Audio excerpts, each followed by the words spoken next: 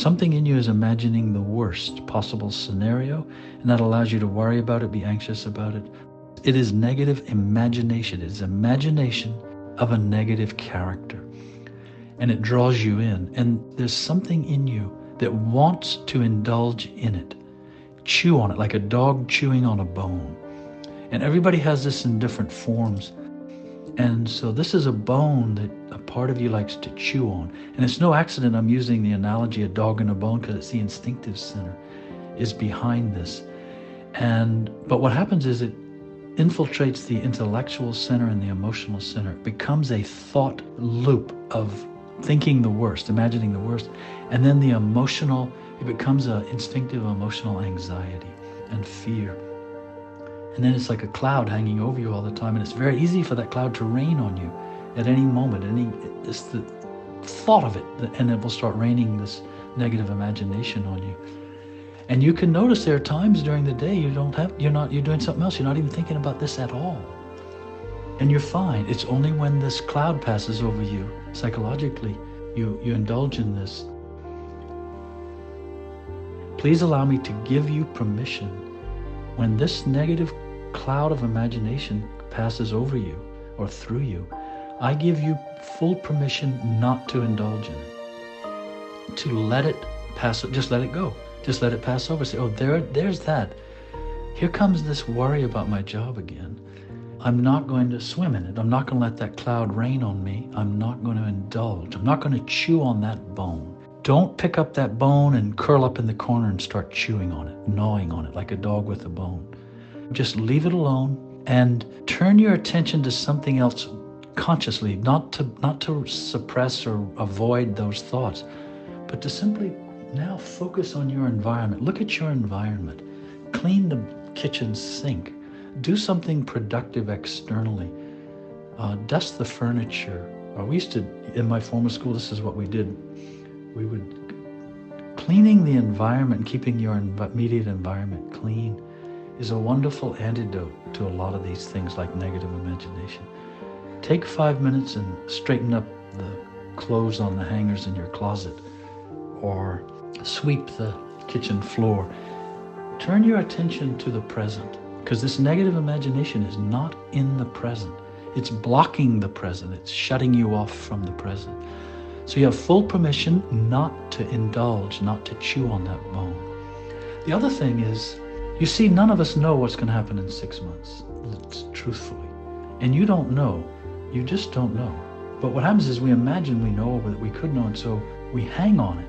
And it creates a lot of unnecessary suffering. But the reality is no one knows what's going to happen in 6 months. And it's the case that you may get a promotion. Things might be wonderful. On the other hand, you may have to get another job, and that actually may be for the better. You don't know that. It could actually lead to productive change. It could bring about a lot of other changes that are needed in your life. And they're happening in spite of you and in spite of your negative imagination, and you can let them come and go and let it play out, and you don't know what's going to happen. And change may be for the better. And it may be slightly uncomfortable at a certain point, but it may lead to something even better. So you can't discount that.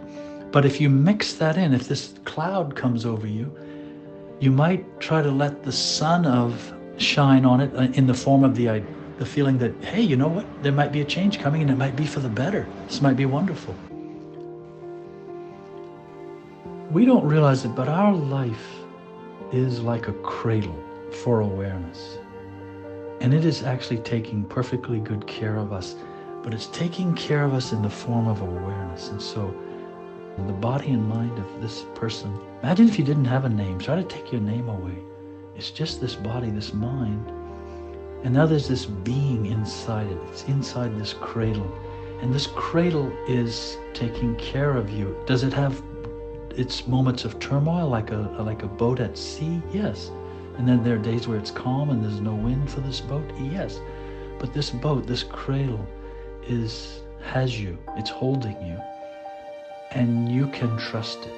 Even if your life seems like it takes turns for what seem to be the worst at periods, it can be seen in such a different way. For the purpose of consciousness, the sake of consciousness, for the evolution of consciousness in you, It's fine. And this life is taking care of you, and you can trust it. Not be afraid of what is to come. What is to come will take care of you. Thinking like this can help you resolve this anxiety, this worry. You can trust your life. See, just as we don't trust our own silence of being, we don't trust our life to take care of us. This is what I think is meant in the Bible, about the lilies of the field. It's fine. Everything's fine. Even when there's suffering, everything's fine. And it's fine from the perspective of consciousness. The real being that we are, this invisible, intangible awareness, it's just fine. And all we're trying to do is help it be more present, more aware, more conscious, more cognizant, self-cognizant, self-realized. And our life is designed to help this process. It's happening, and it's taking good care.